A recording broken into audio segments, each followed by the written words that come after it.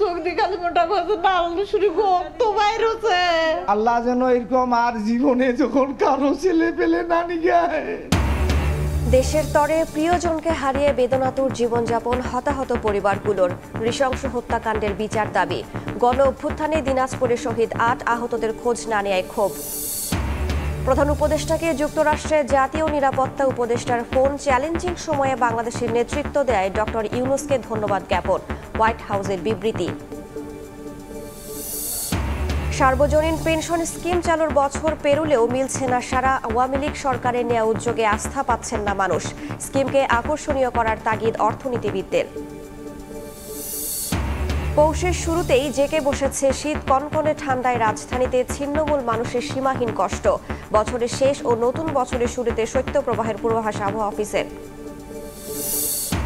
এবং পদ্মা সেতু হয়ে ঢাকা খুলনা রুটে আনুষ্ঠানিকভাবে যাত্রীবাহী ট্রেন চলাচল শুরু হচ্ছে। আজ কমলাপুর স্টেশনে উদ্বোধন করবেন রেলপথ উপদেষ্টা। সময় লাগবে 4 ঘন্টারও কম।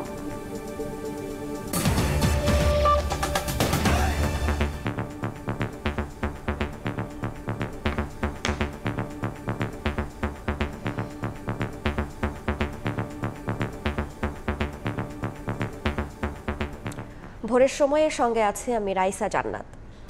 শেখ হাসিনাকে ফেরত চেয়ে ঢাকার পাঠানো চিঠি গ্রহণ করেছে দিল্লি। ভারতের পররাষ্ট্র মন্ত্রণালয়ের বরাত দিয়ে দেশটির গণমাধ্যম এনডিটিভি এ খবর জানায়।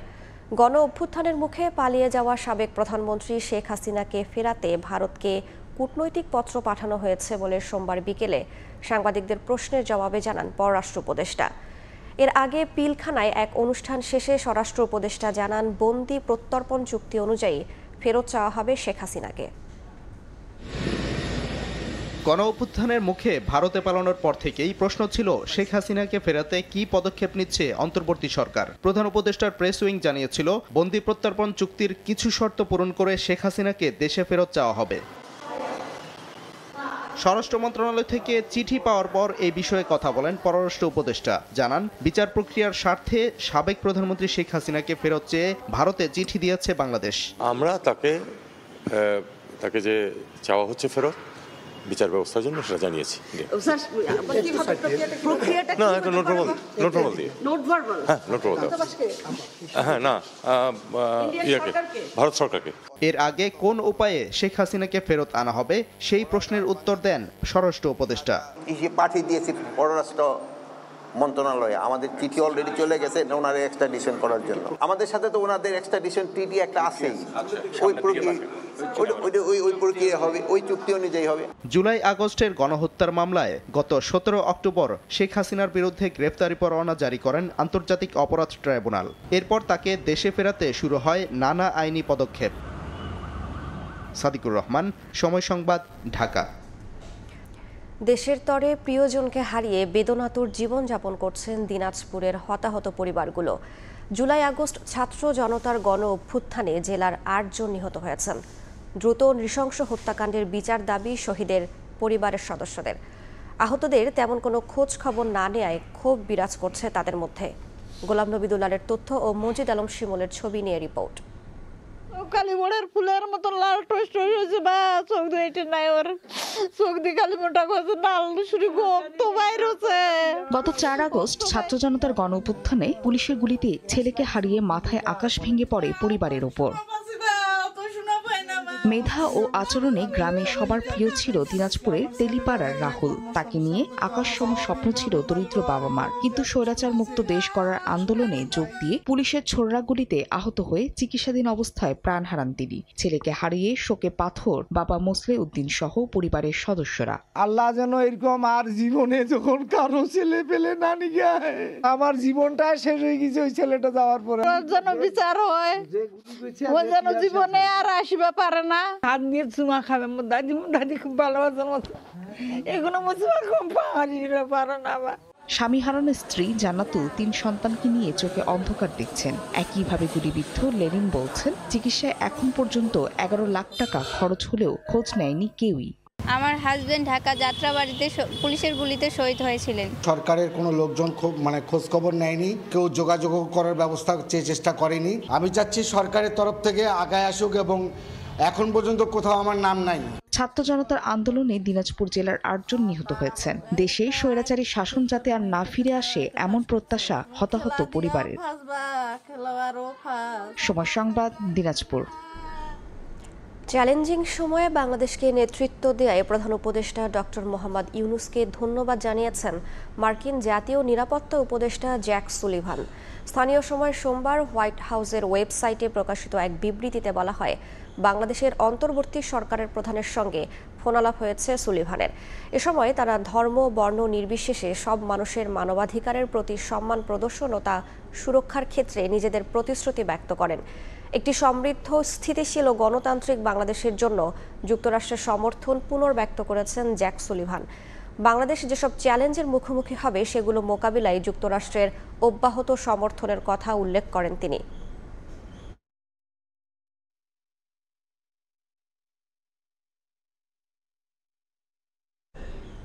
প্রধান উপদেষ্টা ডক্টর মোহাম্মদ ইউনূসের সঙ্গে বিদায়ী সাক্ষাৎ করেছেন বাংলাদেশে নিযুক্ত বিশ্ব ব্যাংকের কান্ট্রি ডিরেক্টর আব্দুল্লাহ শেখ। সোমবার সন্ধ্যায় প্রধান উপদেষ্টার বাসভবন যমুনায় সাক্ষাৎ করেন তিনি।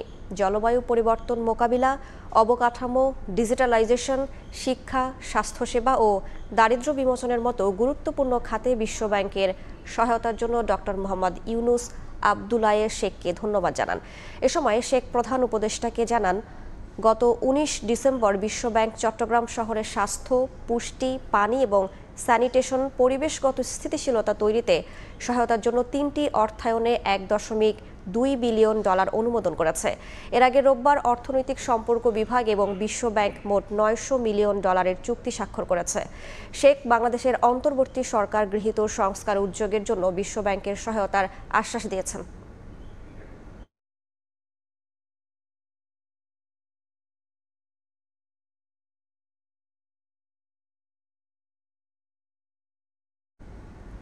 জনগণের ভোটাধিকার প্রতিষ্ঠায় 5 আগস্টের মতো আবারও ঐক্যবদ্ধ লড়াইয়ের প্রস্তুতি নেওয়ার আহ্বান জানিয়েছেন বিএনপি মহাসচিব।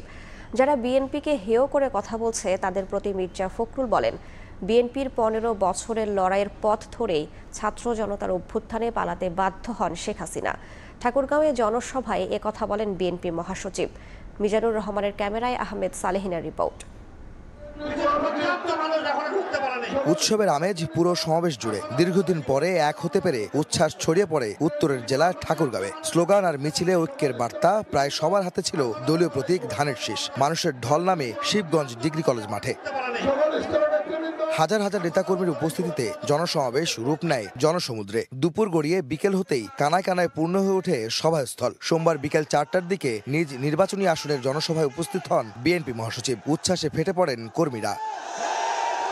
প্রধান অতিথির বক্তব্যে মির্জা ফখরুল ইসলাম আলমগীর অভিযোগ করেন, শেখ হাসিনা ভারতে বসে দেশবিরোধী ষড়যন্ত্র করেই যাচ্ছেন। ভারতে বসে তুমি ষড়যন্ত্র করতেছো, ভারতে বসে তুমি বিভিন্ন দেশে আবার বাঙালি মানুষদেরকে বাঙালিকে বিভ্রান্ত করার চেষ্টা করতেছো। আর দুঃখজনক ভাবে এই কথা বলার চেষ্টা করতেছো যে আমাদের এখানে আমাদের হিন্দু সম্প্রদায়ের ভাইদের উপরে নাকি অত্যাচার হচ্ছে, নির্যাতন হচ্ছে। বিগত আন্দোলনে বিএনপির অবদান নিয়ে যারা কটাক্ষ করছে তাদের প্রতি ক্ষুব্ধ প্রতিক্রিয়া জানান মির্জা ফখরুল। বলেন, তাদের 15 বছরের লড়াইয়ের কারণেই শেখ হাসিনাকে বিদায় করা সম্ভব হয়েছে। 15টা বছর অত্যাচার নির্যাতন সহ্য করে আমরা একটা অবস্থা তৈরি করেছি, সেখানে অবশ্যই তোমাদেরকে আমি সাবাসী দেই, বাবা দেই, কৃতজ্ঞতা জানাই যে তোমরা সাহস করে দাঁড়িয়ে গেছো। এটাই হচ্ছে মুক্তির পথ, আর সেই কারণেই হাসিনাকে দেশ ছেড়ে পালাতে হয়েছে। বিএনপি মহাসচিব হুঁশিয়ারি দিয়ে বলেন, জনগণের ভোটাধিকার ফেরাতে 5 আগস্টের মতো আবারও ঐক্যবদ্ধভাবে রাজপথে নামতে হবে। আপনারা কি সত্যি সত্যি পরিবর্তন চান, নাকি আবার ওই আওয়ামী লীগের নৌকাতে ফিরে যেতে চান? চান নাকি? তাহলে কিন্তু ওই যেমন 5ই আগস্ট সবাই মিলে রাস্তায় নামছিলেন, তাহলে আবারও সেই মতো ঐক্যবদ্ধ হয়ে রাস্তায় নামতে হবে। রাস্তায় নামতে হবে নিজের অধিকার আদায়ের জন্য, ভোটের অধিকার আদায়ের জন্য। দেশ, মাটি ও মানুষের জন্য আবারও লড়াইয়ের প্রস্তুতি নিতে সবাইকে আহ্বান জানান বিএনপি মহাসচিব। বিএনপি ঘোষিত রাষ্ট্র মেরামতের 31 দফা প্রস্তাবনা তৃণমূলে পৌঁছে দেওয়ার এই জনসভা হলো মূলত নির্বাচনী প্রস্তুতি সভা হিসেবে দেখছে ঠাকুরগাঁও জেলার সাধারণ মানুষ। তাই তারা বলছেন, অন্তর্বর্তীকালীন সরকার সব ধরনের ষড়যন্ত্র এবং সংকট মোকাবেলায় অতি দ্রুত নির্বাচনী রোডম্যাপ ঘোষণা করে জাতীয় নির্বাচনের পথে হাঁটবেন তারা। ঠাকুরগাঁওয়ের শিখগঞ্জ থেকে আহমেদ সালেহীন, সময় সংবাদ। 15.5 বছর শাসন নয়, আওয়ামী লীগ সরকার দেশকে শ্মশানে পরিণত করেছিল। শেখ হাসিনা স্বাধীনতার চেতনার কথা বলে বাংলাদেশকে অন্য দেশের কাছে ইজারা দিয়েছিল বলে মন্তব্য করেছেন জামায়াতে ইসলামীর আমির ডাক্তার শফিকুর রহমান। সোমবার সন্ধ্যায় রংপুর সদর উপজেলার পাগলাপীর বাজারে জামায়াতে ইসলামীর এক পথসভায় প্রধান অতিথির বক্তব্যে তিনি কথা বলেন। 15.5 বছর বাংলাদেশকে শ্মশানে পরিণত করেছে, মানুষের শান্তির ঘুম কেড়ে নিয়েছে, বিচার বিভাগকে তছনছ করেছে, আর্মি অফিসারদেরকে খুন করেছে, জামাতে ইসলামের দেশপ্রেমিক শীর্ষস্থানীয় নেতৃবৃন্দকে খুন করেছে, স্লোগান দিয়ে মানুষকে শোষণ করেছে। তারা কার্যত এই দেশকে অন্য দেশের হাতে ইজারা দিয়ে রেখেছে। যাদেরকে তারা সংখ্যালঘু বলে, যাদের জন্য মায়া কান্না করে, তাদের জায়গা জমি অন্যায়ভাবে তারাই সবগুলা প্রায় দখল করে রেখেছে। পালিয়ে গিয়ে ওই দেশের মানুষকে শান্তি দিচ্ছে না। আজকে ওই কাণ্ড, কালকে ওই কাণ্ড। বৈষম্য চাই না, আমরা ন্যায় বিচার চাই। সেই ন্যায় বিচার ইনশাআল্লাহ নিশ্চিত করা হবে। রাষ্ট্রের প্রেসিডেন্টও যদি অপরাধ করেন তাকেও শাস্তি পেতে হবে। 26 লক্ষ কোটি টাকা বাংলাদেশের যারা চুরি করেছো, তোমরা তৈরি থাকো, তোমাদেরকে তোমাদের পরিণতি হবে। অবৈধ সম্পদ অর্জনের অভিযোগে সাবেক খাদ্যমন্ত্রী কামরুল ইসলাম ও তার স্ত্রীর বিরুদ্ধে মামলা করেছে দুদক। এছাড়াও মামলা হয়েছে সাবেক দুর্যোগ ব্যবস্থাপনা প্রতিমন্ত্রী মহিবুর রহমান, সাবেক এমপি হেনরি ও সাবেক ডেপুটি গভর্নর এস.কে. সুরের বিরুদ্ধেও। প্রায় 6.5 কোটি টাকা জ্ঞাত আয় বহির্ভূত সম্পদ অর্জনের অভিযোগে সাবেক খাদ্যমন্ত্রী অ্যাডভোকেট কামরুল ইসলামের বিরুদ্ধে মামলা করেছে দুদক। একই অভিযোগে মামলা হয়েছে তার স্ত্রীর নামেও। 6.29 লক্ষ টাকারও বেশি জ্ঞাত আয়ের উৎসের সাথে সম্পদ অর্জন করার অপরাধে এবং উক্ত সম্পদ স্থানান্তর, রূপান্তর, হস্তান্তর সহ 15টি ব্যাংক হিসাবে 21.18 লক্ষ টাকারও বেশি টাকা অস্বাভাবিক লেনদেনের অভিযোগে দুর্নীতি দমন কমিশন আইন 2004-এর 27 মানি লন্ডারিং প্রতিরোধ আইন 2012-এর 4-2, 4-3 এবং দুর্নীতি প্রতিরোধ আইন 1947-এর 5-2 দ্বারাই এটি মামলা রুজু করা হয়েছে। সন্দেহজনক লেনদেনের দায়ে সাবেক দুর্যোগ ও ত্রাণ প্রতিমন্ত্রী মুহিবুর রহমান ও তার স্ত্রী এবং সাবেক এমপি জান্নাতারা হেনরি ও তার স্বামীর বিরুদ্ধে মামলা করেছে সংস্থাটি।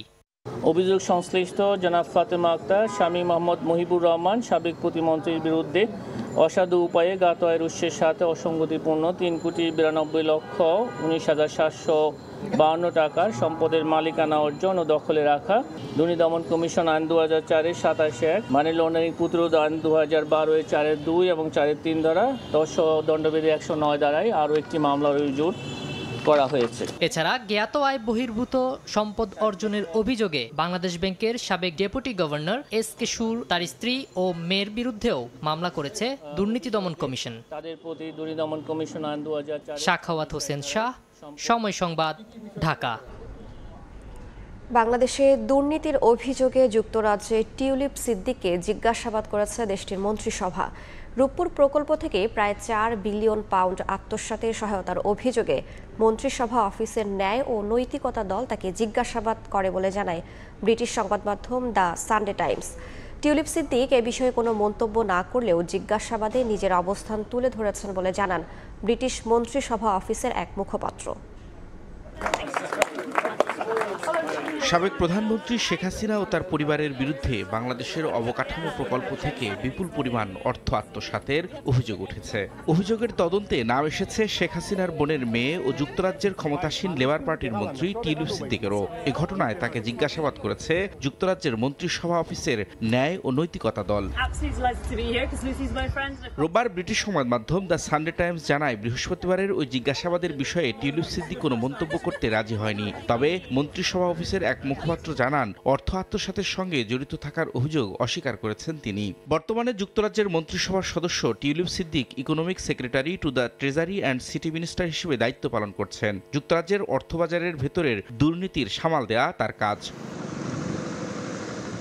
অভিযোগ উঠেছে রাশিয়ার সঙ্গে 2013 সালে যখন রূপপুর বিদ্যুৎ কেন্দ্র নিয়ে আলোচনা হয় তখন এতে মধ্যস্থতা করেন টিউলিপ, যদিও ওই সময় তিনি ব্রিটেনের কোনো সরকারেই দায়িত্বে ছিলেন না। টিউলিপ সিদ্দিক ছাড়াও অর্থ আত্মসাতের অভিযোগ উঠেছে শেখ হাসিনার ছেলে সজীব ওয়াজেদ জয় ও বোন শেখ রেহানার বিরুদ্ধেও। রবিউল ইসলাম আওলাদ, সময় সংবাদ। এলএনজি আমদানির পরিবর্তে দেশে গ্যাস উৎপাদন বাড়াতে চায় অন্তর্বর্তী সরকার। গ্যাস অনুসন্ধান, উত্তোলন ও প্রক্রিয়াজাতকরণে 3টি প্রকল্প অনুমোদন দিয়েছে একনেক। বন্যপ্রাণীর জন্য ক্ষতিকর উল্লেখ করে মৌলভীবাজারের বঙ্গবন্ধু শেখ মুজিব সাফারি পার্ক প্রকল্প বাতিল করা হয়েছে। আবাসিক ও শিল্প খাত মিলিয়ে বর্তমানে দেশে দৈনিক গ্যাসের চাহিদা প্রায় ৩,৮৫০ মিলিয়ন ঘনফুট, যার বিপরীতে দেশীয় গ্যাস ক্ষেত্র থেকে আসে ২,৭৫০ মিলিয়ন ঘনফুট। বাকিটা আমদানির মাধ্যমে মেটানো হয়।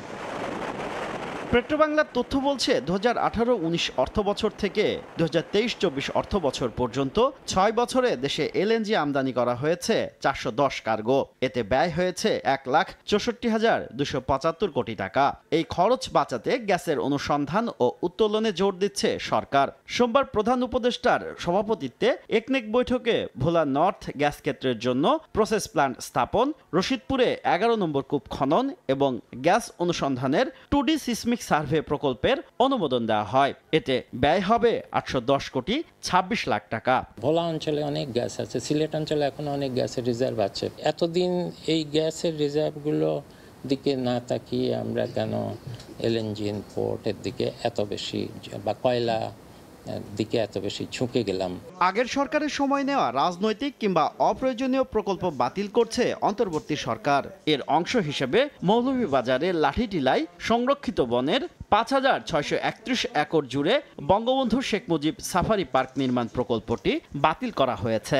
সমীক্ষা করে দেখা গেছে যে এই জীববৈচিত্র্য, বিশেষ করে হাতিদের চলাফেরা এবং অন্যান্য প্রজাতির ভীষণ ক্ষতি হবে। কেন এখানে ইকো পার্কের জন্য এত বড় প্রকল্প করা হয়েছিল সেটাই বরং একটা আশ্চর্যের বিষয়। এখন থেকে প্রকল্প অনুমোদন করার আগে পরিবেশ সুরক্ষার বিষয়টি সর্বোচ্চ গুরুত্ব দেওয়া হবে বলে জানান পরিকল্পনা উপদেষ্টা। ঠিক যা নিয়ম আছে সেই অনুযায়ী। শুভ খান, সময় সংবাদ, ঢাকা। ভারতের সঙ্গে চট্টগ্রাম বন্দর সহ বিভিন্ন চুক্তি দেশের সার্বভৌমত্বের জন্য ক্ষতিকর বলে মন্তব্য করেছেন বিশিষ্ট কলামিস্ট ফরহাদ মজহার। সোমবার দুপুরে চট্টগ্রাম প্রেস ক্লাবে সাংবাদিকদের সঙ্গে মত বিনিময় সভায় তিনি এ মন্তব্য করেন। প্রেস ক্লাবের অন্তর্বর্তী কমিটির সদস্য সচিব, দৈনিক আমার দেশ পত্রিকার আবাসিক প্রধান জাহিদুল করিম কোচির সভাপতিত্বে এবং মেট্রোপলিটন সাংবাদিক ইউনিয়নের সাধারণ সম্পাদক সালেহ নোমানের সঞ্চালনায় মত বিনিময় সভায় বক্তব্য রাখেন অবসরপ্রাপ্ত মেজর আহমেদ ফেরদৌস।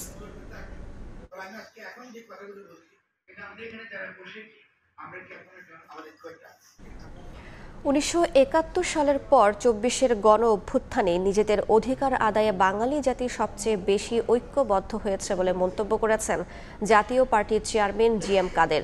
সোমবার রাতে রংপুরে নিজ বাসভবনে সাংবাদিকদের তিনি কথা বলেন।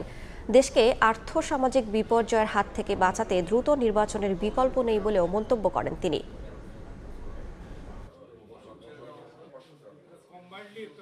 দেশের পরিস্থিতি ভালো দেখছি না। এখন পর্যন্ত অনিশ্চয়তা আছে, রাজনৈতিক স্থিতিশীলতার অভাব এবং সামনের দিকে অনিশ্চয়তার কারণে স্থিতিশীলতার অভাব আরও বাড়তে পারে বলে আশঙ্কা করছি। যেগুলো সরকারের কাছে মানুষের চাহিদা, তার মধ্যে সবচেয়ে বেশি যেটা চাহিদা থাকে নিরাপত্তা। মানুষের চায় যে আমরা খেয়ে পরে বাঁচতে চাই। মানুষের আয় ইনকাম কমছে, সেই হিসাবে সাধারণ মানুষের জীবনযাত্রা কঠিন হয়ে গেছে। সার্বজনীন পেনশন স্কিম চালুর বছর পেরোলেও মিলছে না আশানুরূপ সাড়া। কর্তৃপক্ষ বলছে আওয়ামী লীগ সরকারের পতনের পর এটি আরও ঝিমিয়ে পড়েছে। আগের সরকারের প্রতি আস্থার ঘাটতি ও প্রচারণার অভাবে স্কিমের বিস্তারিত জানেন না অনেকে। দীর্ঘমেয়াদে টাকা রাখতে পান না ভরসা। স্কিমকে চলমান ও আকর্ষণীয় করতে পদক্ষেপ নেওয়ার আহ্বান জানিয়েছেন অর্থনীতিবিদরা। বিস্তারিত মহির মারুফের প্রতিবেদনে।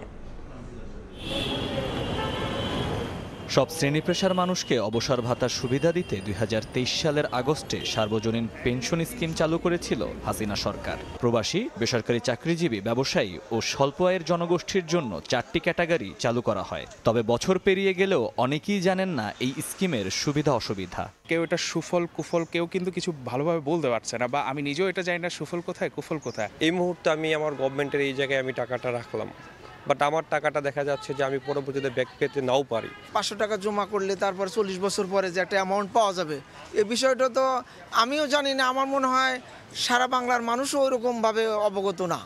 তথ্য বলছে 15 অক্টোবর পর্যন্ত স্কিমের জন্য মোট নিবন্ধনের পরিমাণ 4 লাখেরও কম। এর মধ্যে সবচেয়ে বেহাল দশা প্রবাসীদের স্কিমে, আর সবচেয়ে বেশি নিবন্ধন হয়েছে স্বল্প আয়ের মানুষের সমতায়। বিভাগ ভিত্তিক নিবন্ধনে তলানিতে ময়মনসিংহ এবং সর্বোচ্চ চট্টগ্রাম।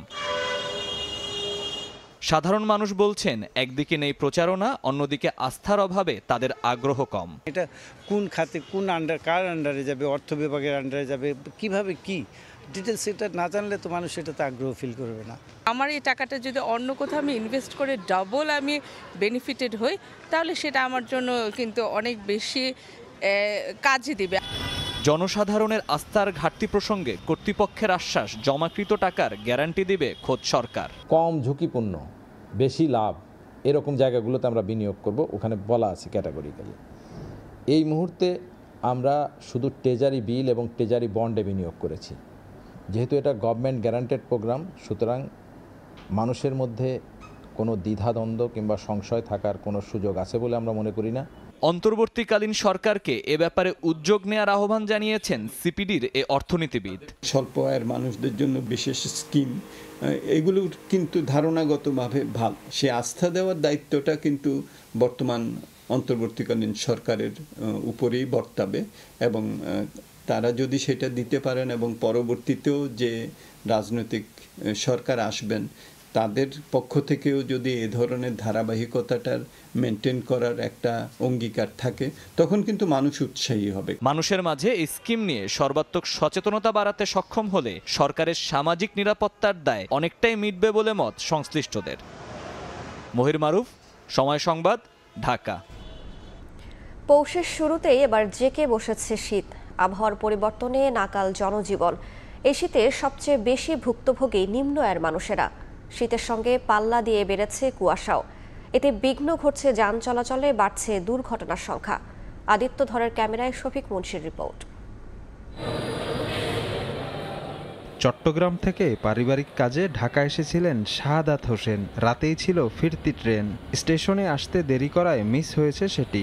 রাত গভীর হওয়ায় যাওয়ার জায়গা নেই অন্যত্র। পরের ট্রেন ধরতে অপেক্ষা করতে হবে ভোর পর্যন্ত। অগত্যা স্টেশনের প্ল্যাটফর্মেই কাটাতে হচ্ছে রাত। তবে অপেক্ষার কষ্টকে বাড়িয়ে দিয়েছে শীতের প্রকোপ। একটা ট্রেন মিস হওয়ার কষ্ট, অপেক্ষা, সাথে শীতের তীব্রতার কারণে আমাদের আরো বেশি কষ্ট হচ্ছে। পৌষের শুরুতেই জেঁকে বসতে শুরু করেছে এবারের শীত। বিশেষ করে সূর্য ডোবার পর থেকে ঠান্ডার অনুভূতি বেড়ে যায় কয়েক গুণ। বছরের শুরুর শীতেই কাবু হয়েছেন পঞ্চশর্ধ রিকশা চালক মজনু মিয়া। বয়স বাড়ার সঙ্গে সঙ্গে বেড়েছে শীতের কষ্ট, কমেছে সহ্য ক্ষমতাও। শীত বেশি তো অনেক শীত, হাতে ঠান্ডা লাগে, পায়ে ঠান্ডা লাগে, বুকেও ঠান্ডা লাগে। এখন তো বাঁচার কারণে তো চলতেই হবো। মজনু মিয়ার মতো খেটে খাওয়া মানুষদের শীতের সঙ্গে রাতভর যুদ্ধে নিতে হচ্ছে আগুনের উত্তাপ। পৌষের শুরুর এই শীত তাদেরকে ভাবনায় ফেলেছে আসন্ন মাঘ মাস নিয়ে। আর রাস্তার ধারে যাদের সংসার, সেই সব ছিন্নমূল মানুষের ভোগান্তি উঠেছে চরমে।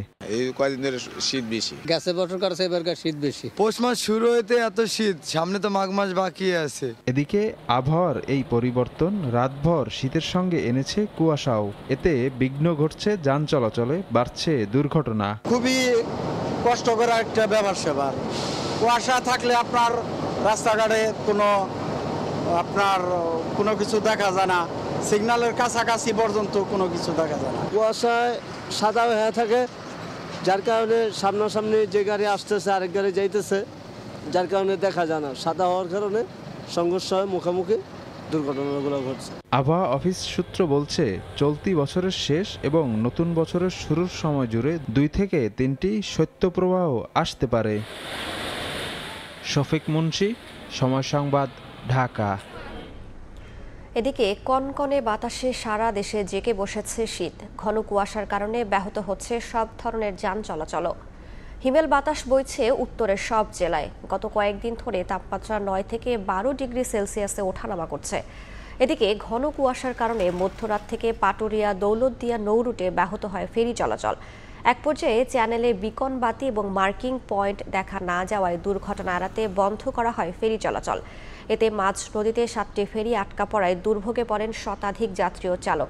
পরে 7.5 ঘন্টা পর স্বাভাবিক হয় ফেরি পারাপার।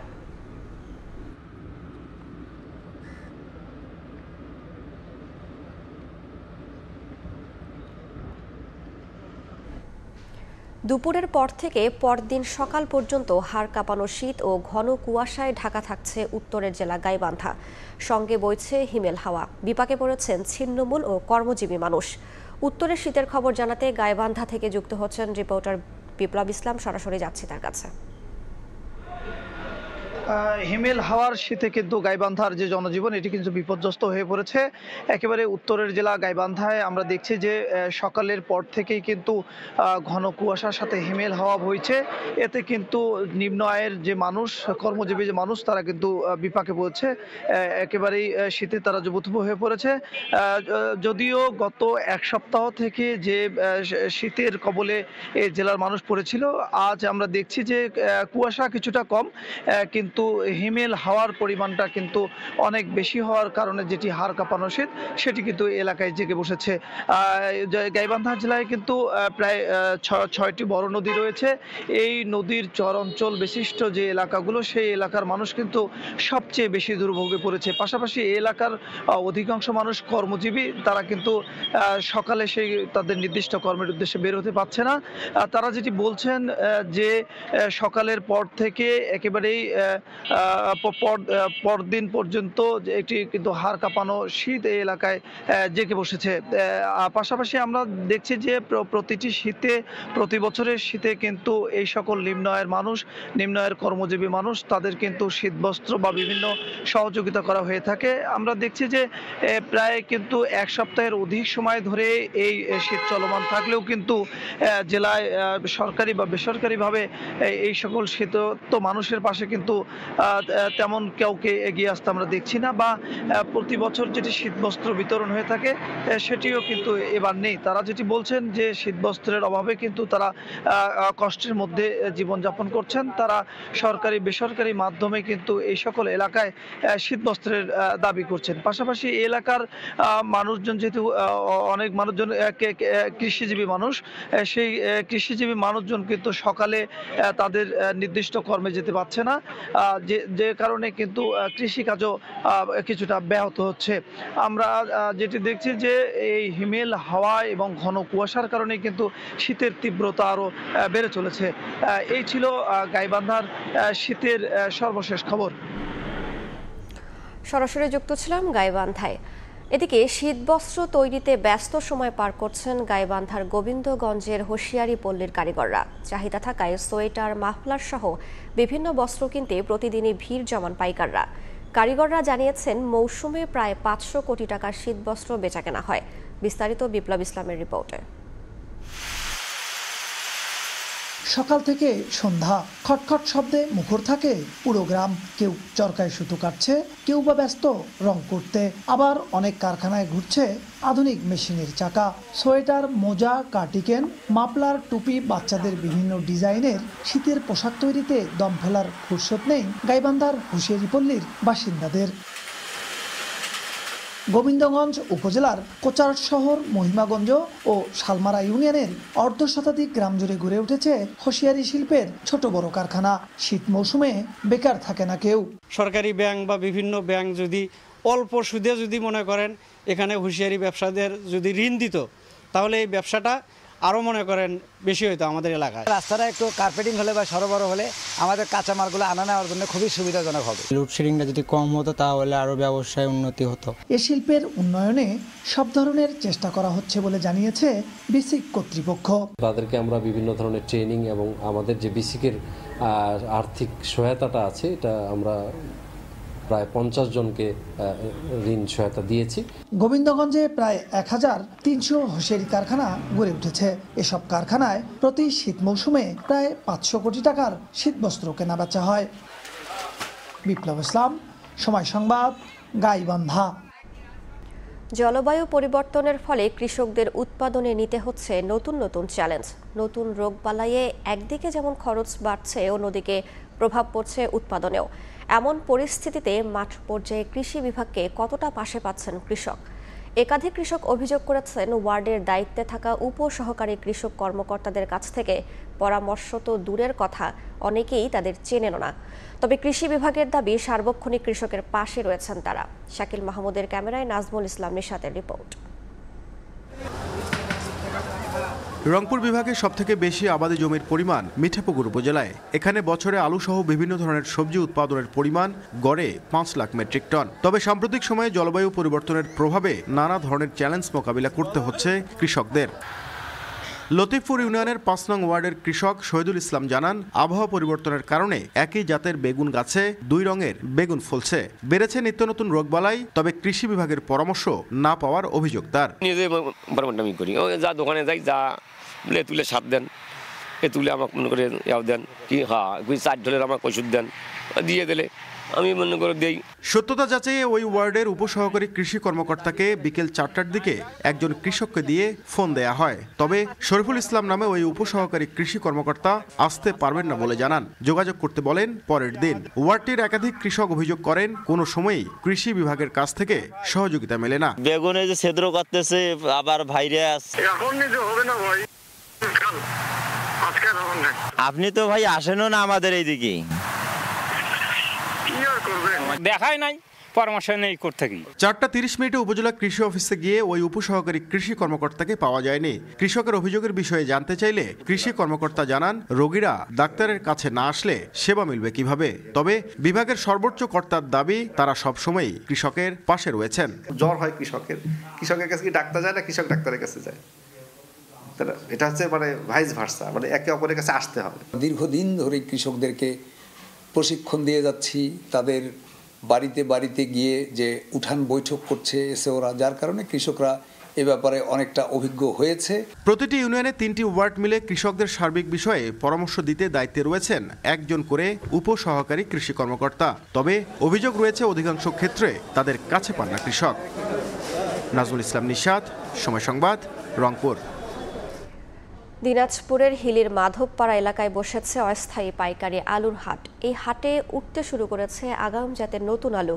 প্রতিদিন 18 থেকে 2000 মন আলু বিক্রি হচ্ছে এখানে। অস্থায়ী এই হাটে কর্মসংস্থানের সৃষ্টি হয়েছে স্থানীয় অনেক বেকার মানুষের। শফিকুল ইসলাম শফিকের পাঠানো তথ্য ও ছবিতে রিপোর্ট। সরকারি নানা পদক্ষেপ ও আলুর দাম ভালো পাওয়ায় উত্তরের জেলা দিনাজপুরের সর্বদক্ষিণের উপজেলা হাকিমপুরে প্রতি বছরের মতো এবারও আবাদ হয়েছে আগাম আলু। এসব আলু আগাম উঠায় মাধবপাড়া এলাকায় গড়ে উঠেছে অস্থায়ী পাইকারি আলুর হাট, যেখানে কৃষক সরাসরি কোনো ঝামেলা ছাড়াই খুব সহজেই তাদের উৎপাদিত আলু বিক্রি করতে পারেন পাইকারদের কাছে। এছাড়াও গুনতে হয় না ইজারার টাকা। আলুর ভালো দাম পেয়ে খুশি কৃষক। এখানে আমি আলু বেচতে আসি, এখানে দাম একটু সুবিধা, এই কারণে আলুটা নিয়ে আসলাম। জমির থেকে নিয়ে এসে বিক্রি করতেছি, টাকাও ভালো পাচ্ছি আমরা এখানে। গ্রামের কৃষকেরা আসে, শাসনদে আলু বিক্রি করে যথেষ্ট পরিমাণ নিরাপত্তার সহিত। এদিকে আলুর মান ভালো হওয়ায় দক্ষিণাঞ্চলের বিভিন্ন জেলা থেকে পাইকাররা আসছেন এই হাটে। প্রতিদিন প্রায় 10 থেকে 15 ট্রাক আলু যাচ্ছে দেশের বিভিন্ন স্থানে। এখানে প্রতিদিন 15-20 টাকা করে ট্রাক লোড হয় আলু। কোনো রকম ঝুট ঝামেলা ছাড়াই এখানকার যারা কৃষকরা আছে তারা স্বাচ্ছন্দ্যে আলু বেচা কেনা করতে পারে। এখানে রোমান আলু কিনলাম 2100-2250 টাকা মন, আর ক্যারেজ আলু কিনলাম হচ্ছে 2000-2050-2100 টাকা মন। আলু আবাদে কৃষকদের সব ধরনের সহযোগিতার কথা জানায় কৃষি বিভাগ। আবহাওয়া অনুকূলে থাকায় এবং উপজেলা কৃষি অফিসের ব্লক পর্যায়ে যে প্রচারণা, সেগুলোর কারণে কিন্তু আমাদের হাকিমপুর উপজেলায় চলতি মৌসুমে আগাম আলুর ফলন অনেক ভালো হয়েছে। হাকিমপুর উপজেলায় এবছর 1042 হেক্টর জমিতে আলু আবাদ হয়েছে। সময় সংবাদ, হিলি। রংপুরের গঙ্গাচড়া উপজেলা সদর থেকে আলম বিদিতর ইউনিয়নের দক্ষিণ পশ্চিমাঞ্চলের মানুষকে বিচ্ছিন্ন করে রেখেছে ঘাঘট নদী। যাতায়াতের জন্য নদীতে কোনো ব্রিজ না থাকায় নিত্যদিনের ভোগান্তির শিকার হচ্ছেন কয়েক ইউনিয়নের প্রায় 30,000 বাসিন্দা। সমস্যার সমাধানে উদ্যোগ নেওয়ার আশ্বাস উপজেলা নির্বাহী কর্মকর্তার। তারিকুল ইসলামের ছবিতে রেদাওয়ান হিমেলের রিপোর্ট। রংপুরের গঙ্গাচড়া উপজেলার ডাঙ্গি পাইকান, প্রামাণিকপাড়া ও ফুলবাড়ি চওড়া সহ বিভিন্ন এলাকার মানুষ ঘাঘট নদীর কুটিরঘাট দিয়ে যাতায়াত করেন। একটি সেতুর অভাবে নদী পারাপারে চরম ভোগান্তিতে শিক্ষার্থী সহ এলাকাবাসী। প্রতি বছর বর্ষাকালে নিজেদের অর্থায়নে বাঁশের সাঁকো তৈরি করলেও যাতায়াতে অধিক চাপে সাঁকোটি 2 থেকে 3 মাসের বেশি স্থায়ী হয় না, ফলে বছর জুড়েই থাকে দুর্ভোগ। আমাদের চলার মতো কোনো পথ নাই। আবার যদি রাস্তায় হাঁটতে যাই, আবার এই পক্ষে 6 কিলো, এই পক্ষে 3 কিলো, 9 কিলো জায়গা আমাকে আপ ডাউন করতে হয়। ছাত্রছাত্রীরা স্কুল কলেজে যাইতে পারতেছে না ঠিকভাবে, লেখাপড়া দিক দিয়ে পিছিয়ে আছি আমরা। বাইরের থেকে যে আত্মীয় স্বজন করতে চাই, তো ওরা আসি চলে, রাস্তাঘাটে যোগাযোগ কম, এই জন্য গাড়ি ঘোড়া চলে না, আসি না, এই জন্য ঘুরি যায়। কথাবার্তা শোক হয়েছে, এখন ওই যে ব্রিজ নেই দেখি আর আত্মীয় করে নেই। এদিকে দ্রুত ব্রিজ নির্মাণে ব্যবস্থা নেওয়ার আশ্বাস উপজেলা নির্বাহী কর্মকর্তার। খুব দ্রুতই এটার বিষয়ে কার্যকর ব্যবস্থা গ্রহণ করব, যেন এখানে একটি ব্রিজ নির্মাণের যে প্রক্রিয়া সেটা শুরু হয়, যার মাধ্যমে এই যে অসংখ্য মানুষ এইটার মাধ্যমে চলাচল করে, এটার যেন একটা স্থায়ী সমাধান পায়, সেই জন্য আমরা আমাদের পক্ষ থেকে যে কার্যক্রম সে কার্যক্রম গ্রহণ করব। ব্রিজ না থাকায় উপজেলা শহর থেকে ইউনিয়নটিতে যাতায়াতে অতিরিক্ত 20 কিলোমিটার ঘুরতে হচ্ছে স্থানীয়দের।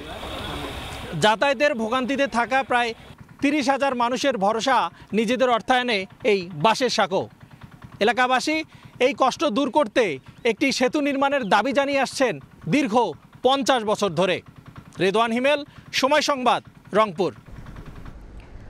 কুড়িগ্রামের মানুষের দীর্ঘদিনের প্রতীক্ষিত চিলমারী নদী বন্দরের উন্নয়ন কাজ শুরু হলেও এখনও সম্পন্ন হয়নি ভূমি অধিগ্রহণ। এ পরিস্থিতিতে দ্রুত ভূমি অধিগ্রহণ সহ উন্নয়ন কাজ শেষে বন্দরটি সচল করার দাবি এলাকাবাসী সহ ব্যবসায়ীদের। এদিকে 10 একর জমির মধ্যে মাত্র 2.5 একর অধিগ্রহণ হলেও বাকি 7.5 একর জমি অধিগ্রহণ প্রক্রিয়ায় আটকে আছে জেলা প্রশাসন। জাবেল মিয়ার ছবিতে বাদশা সৈকতের রিপোর্ট। প্রায় 2 যুগ আগে জৌলুস হারিয়েছে ব্রিটিশ আমলের ঐতিহ্যবাহী চিলমারীর বন্দর। শুধু পারাপারের নৌকা ছাড়া রংপুর বিভাগের একমাত্র এ বন্দরে বর্তমানে নেই কোনো মালবাহী জাহাজ বা শ্রমিকের হাঁকডাক। 2016 সালে উদ্বোধনের পর কুড়িগ্রামের চিলমারী উপজেলার রমনাঘাটে ব্রহ্মপুত্র নদের পারে সম্প্রতি অধিগ্রহণ করা 2.5 একর জমিতে যাত্রী ছাউনি সহ দেয়াল নির্মাণের কাজ শুরু করেছে বন্দর কর্তৃপক্ষ। কিন্তু এখনও অধিগ্রহণের বাইরে রয়েছে বন্দরের জন্য নির্ধারিত 10 একর জমির মধ্যে আরও 7.5 একর জমি। বন্দরটি সচল হলে কর্মসংস্থানের পাশাপাশি প্রসার ঘটবে ব্যবসারও। বন্দরের কাজটা রানিং ভাবে করা যায়, তাহলে আমাদের যারা আমরা ভুক্তভোগী আছে তাদের কাজের একটা সংস্থান হবে। যদি বন্দর চালু হয়ে যায় তাহলে একটু ব্যবসা বাণিজ্য ভালো হবে, ব্যবসায়ীরা বিভিন্ন মালামাল নামাবে এবং কি বিভিন্ন ব্যবসা বাণিজ্যর পাশাপাশি অনেক লোকের কর্মসংস্থান খুলবে জায়গা। ব্যবসায়ীরা জানান, বন্দরটি চালু হলে ভারত, ভুটান, নেপাল ও পাকিস্তানের সঙ্গে নদীপথে কম খরচে খুলবে ব্যবসার নতুন দ্বার। এই নৌবন্দরটি চালু হলে জিনিসপত্র খুব সহজ মূল্যে পাওয়া যাবে। কাজেই এই নৌবন্দরটি চালু করার জন্য অধিগ্রহণ ব্যবস্থা তড়িৎ গতিতে নেওয়া হোক। এদিকে বন্দরের বাকি 7.5 একর জমি অধিগ্রহণের কাজ প্রক্রিয়াধীন বলে জানান জেলা প্রশাসক। আমরা প্রত্যাশা করি অতি দ্রুত সময়ে এটারও কার্যক্রম শেষ হবে এবং অতি সত্বর আমরা চিলমারী নদী বন্দরটাকে নতুন রূপে পাবো। চলতি বছরের শুরুর দিকে 336 কোটি টাকা ব্যয়ে শুরু হয় বন্দর উন্নয়নের কাজ, আর শেষ হওয়ার কথা রয়েছে 2025 সালের ডিসেম্বরে। বাদশা সৈকত, সময় সংবাদ, কুড়িগ্রাম। পদ্মা সেতু রেল লিংকের পুরো লাইন ধরে খুলনা থেকে রাজধানী ঢাকায় যাওয়ার জন্য শুরু হলো জাহানাবাদ এক্সপ্রেসের বাণিজ্যিক যাত্রা। ভোর 6টা থেকে খুলনা স্টেশন ছেড়েছে ট্রেনটি। এই রেলপথে খুলনা থেকে রাজধানী পৌঁছাতে লাগবে মাত্র পৌনে 4 ঘন্টা। এ বিষয়ে আরো বিস্তারিত জানাতে জাহানাবাদ এক্সপ্রেস ট্রেনে আছেন রিপোর্টার আব্দুল্লাহ আল মামুন রুবেল। সরাসরি যাচ্ছি তার কাছে।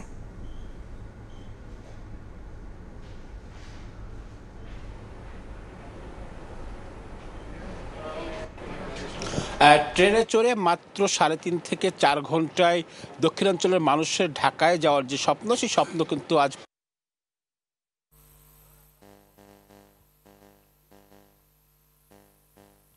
নিয়ে যাত্রা শুরু করেছে, যেখানে 768 আসন রয়েছে। মোট 6টি যাত্রা বিরতি দিবে। এখানকার যারা যাত্রী রয়েছেন তারা আসলে এখানে উচ্ছ্বসিত অবস্থায় রয়েছেন। তারা আসলে বলছেন এত অল্প সময়ে রাজধানীতে পৌঁছানোর যে সুযোগ তাদের যে সম্ভাবনা বা ছিল সেটি কিন্তু আসলে বাস্তবায়ন হয়েছে এবং এখানকার মানুষ কিন্তু এই যাত্রা নিয়ে উচ্ছ্বাস প্রকাশ করেছেন। একই সঙ্গে আমরা এখানে দেখেছি যে আজ রেলওয়ের বিভিন্ন ঊর্ধ্বতন কর্মকর্তারাও কিন্তু এই ট্রেনটিতে করে রাজধানীতে যাচ্ছেন এবং সেখানে আমরা রেলের মহাপরিচালক, পশ্চিমাঞ্চলের ব্যবস্থাপক সহ ঊর্ধ্বতন অনেক কর্মকর্তাকে দেখেছি এবং তারা কিন্তু সকালে যারা যাত্রী রয়েছেন তাদেরকে আসলে ফুল দিয়ে শুভেচ্ছা জানিয়েছেন। এখানকার যাত্রীরা আসলে বলছেন যে খুলনা থেকে এই যে ট্রেনটি যেটা ঢাকা যাচ্ছেন এটি কিন্তু একটি ট্রেন এবং এই ট্রেনটি কিন্তু আবার রাতে ঢাকা থেকে খুলনায় ফিরবে এবং তারা বলছেন যে এই ট্রেনের সংখ্যা আসলে আরো বাড়ানো দরকার। এই অঞ্চলে মানুষের যে ঢাকায় যাওয়ার যে চাহিদা সেই চাহিদা কিন্তু আসলে একটি বছর ট্রেন পূরণ করতে পারছে না। আমি একটু বলে রাখি যে জাহানাবাদ এক্সপ্রেস ট্রেনটি খুলনা থেকে সকাল 6টায় ছেড়ে 6টি স্থানে যাত্রা বিরতি দিয়ে এটি কিন্তু আসলে 9:45-এ কমলাপুর রেল স্টেশনে পৌঁছানোর কথা এবং সেখানে একটি আনুষ্ঠানিক উদ্বোধন রয়েছে। এরপরে কিন্তু জাহানাবাদ এক্সপ্রেসটি রূপসী বাংলা এক্সপ্রেস নাম হয়ে বেনাপোল, ঢাকা থেকে বেনাপোলে যাবে, একইভাবে বেনাপোল থেকে ঢাকা ফিরবে এবং ঢাকা থেকে কিন্তু আবারও খুলনায় ফিরবে। সবকিছু মিলে এখানকার যাত্রীদের যে উচ্ছ্বাস, তারা আসলে বলছেন যে এটি আসলে বাণিজ্যিক ভাবেও কিন্তু ভূমিকা রাখবে। তো আমার কাছে এই ছিল খুলনা থেকে বা খুলনা পদ্মা রেল লিঙ্কের যে পুরো রেল লাইনের যাত্রা শুরু তার সব শেষ। টাঙ্গাইলের মির্জাপুরে সরকারি আঞ্চলিক সড়কের মাঝে বাঁশের বেড়া দিয়ে প্রায় 4 মাস ধরে যানবাহন চলাচল বন্ধ রাখার অভিযোগ উঠেছে নিষিদ্ধ ঘোষিত সংগঠন ছাত্রলীগের এক নেতার বিরুদ্ধে। এতে চরম ভোগান্তিতে পড়েছেন স্থানীয়রা। এ বিষয়ে অভিযুক্তের সঙ্গে যোগাযোগের চেষ্টা করা হলে তাকে পাওয়া যায়নি। বিষয়টি অবগত বলছে পুলিশ। জানিয়েছে অভিযুক্তের বিরুদ্ধে নেওয়া হবে আইনি ব্যবস্থা। সরকারি আঞ্চলিক সড়কের মাঝে দেয়া হয়েছে বাঁশের বেড়া। কোনোভাবে হেঁটে চলাফেরা করা গেলেও সম্ভব হচ্ছে না যানবাহন নিয়ে পারাপার। টাঙ্গাইলের মির্জাপুরের আজগানা এলাকার বাসিন্দারা পড়েছেন ভোগান্তিতে। স্থানীয়দের অভিযোগ, আওয়ামী লীগ সরকারের আমলে রাস্তাটি ব্যবহার করায় ইটভাটার মালিকদের কাছ থেকে চাঁদা তুলতেন নিষিদ্ধ ঘোষিত সংগঠন ছাত্রলীগের আজগানা ইউনিয়নের সহসভাপতি জিহক খান রুদ্র। রাজনৈতিক পট পরিবর্তনের পর ইটভাটা মালিকরা চাঁদা দিতে অস্বীকৃতি জানালে রাস্তা বন্ধ করে বাঁশের বেড়া দেন তিনি। অভিযোগ পেয়ে রাস্তা সচল রাখতে 144 ধারা জারি করে সাইনবোর্ড দেয় উপজেলা প্রশাসন। অভিযোগ রয়েছে পরবর্তীতে সেই সাইনবোর্ডটিও সরিয়ে রাখেন রুদ্র। কোনো সমাধান না পেয়ে সম্প্রতি মানববন্ধন করেন এলাকাবাসী। ইট খোলা আছে, তাইতে দাবি করে যে আমার চাঁদা দেখো, টাকা দেখো, তাই সাইডে দিব। আমি 4 মাস ধরে এরকম রাস্তা বন্ধ করতেছে, আমরা তো যাইতে পারতেছি না। এই রাস্তাটা বিশেষ দরকার। রোগী টোগী নিয়ে তাড়াতাড়ি যান যায় না, গাড়ি গুড়ি চলাহান না, কোনো গাড়ি ঘোড়া ঢোকাইতে পারি না, এক গাড়ি ইটা নিতে পারি না, এক গাড়ি বারো নিতে পারি না। জুলুমের উপরে মানুষের সঙ্গে অহেতুক নির্যাতনের শিকার করবার লাগছে। এ বিষয়ে অভিযুক্তের সঙ্গে যোগাযোগের চেষ্টা করা হলেও পাওয়া যায়নি তাকে। অন্যদিকে বিষয়টি অবগত বলছে পুলিশ। জানিয়েছে অভিযুক্তের বিরুদ্ধে নেওয়া হবে আইনি ব্যবস্থা।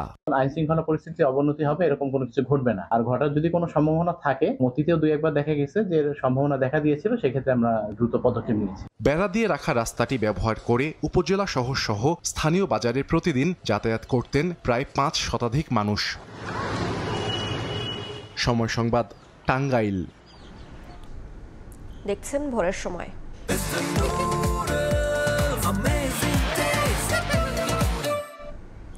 নোয়াখালীতে উদ্বোধন করা হলো এনআরবিসি ব্যাংকের উপশাখা। সোমবার সকালে সোনাইমুড়ির আমিশাপাড়া বাজারের উপশাখার উদ্বোধন করেন বিএনপি চেয়ারপারসনের উপদেষ্টা ও সুপ্রিম কোর্ট আইনজীবী সমিতির সভাপতি ব্যারিস্টার AM মাহবুব উদ্দিন খোকন। এ সময় এনআরবিসি ব্যাংকের পরিচালক লকিয়ত উল্লাহ উপস্থিত ছিলেন। সারা দেশে এনআরবিসি ব্যাংকের 109টি শাখাসহ 1.5 সহস্রাধিক উপশাখা রয়েছে।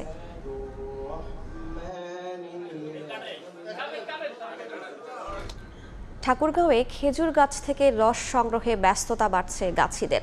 গাছে ঝুলিয়ে রাখা মাটির হাঁড়িতে রস সংগ্রহের পর বাগানেই তৈরি করা হচ্ছে সুস্বাদু গুড়।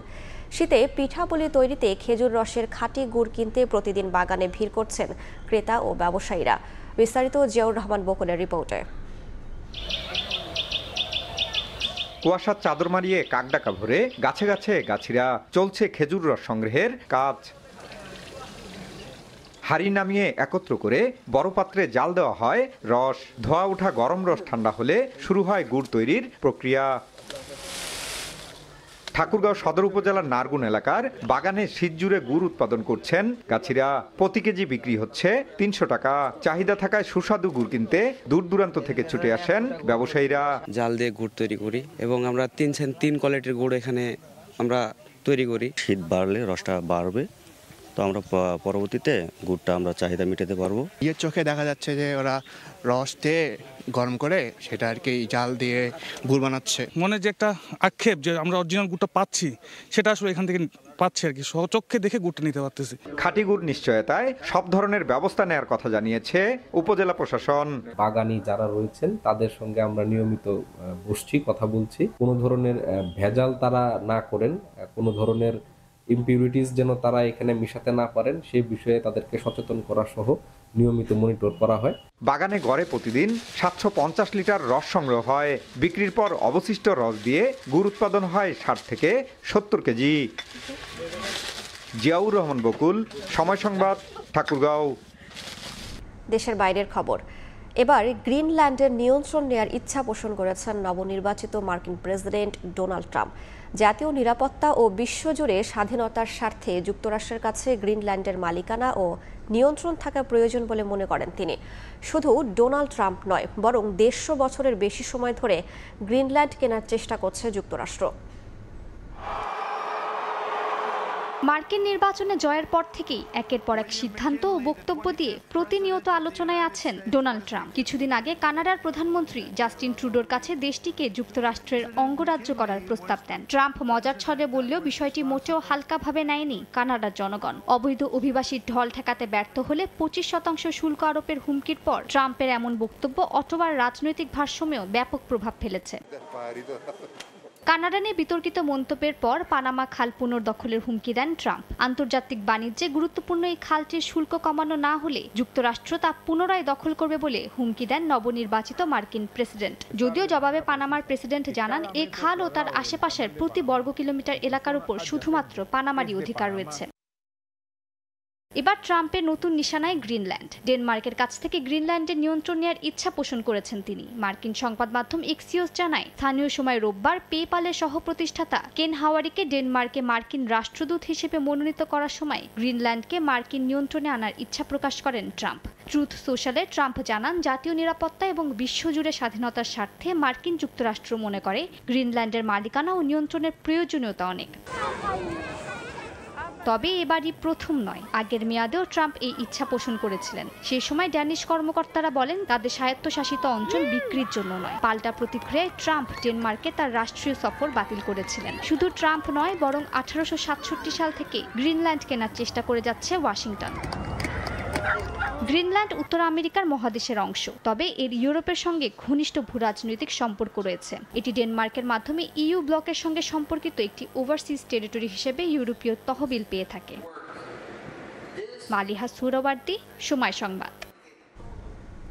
যুক্তরাষ্ট্রের সাবেক কংগ্রেস সদস্য ম্যাট গিটসের বিরুদ্ধে ওঠা যৌন ও মাদকাসক্তির মতো একাধিক অভিযোগের প্রমাণ পাওয়া গেছে বলে জানিয়েছে হাউস এথিক্স কমিটি। মার্কিন আইন প্রণেতাদের আচরণ নজরদারি করা এই কমিটি জানায়, যৌন সম্পর্ক এবং অবৈধ মাদক ব্যবহারের জন্য 12 জন নারীকে $90,000-এর বেশি অর্থ দিয়েছে গিটস। মার্কিন প্রেসিডেন্ট নির্বাচনে জয়ী হবার পরপরই নিজের মন্ত্রিপরিষদ গোছাতে ব্যস্ত হয়ে যান ডোনাল্ড ট্রাম্প। প্রকাশ করেন নিজের পছন্দের ব্যক্তিদের নাম। এর মধ্যে অ্যাটর্নি জেনারেল হিসেবে মনোনীত করেন ফ্লোরিডার সাবেক কংগ্রেস সদস্য ম্যাট গিটসকে।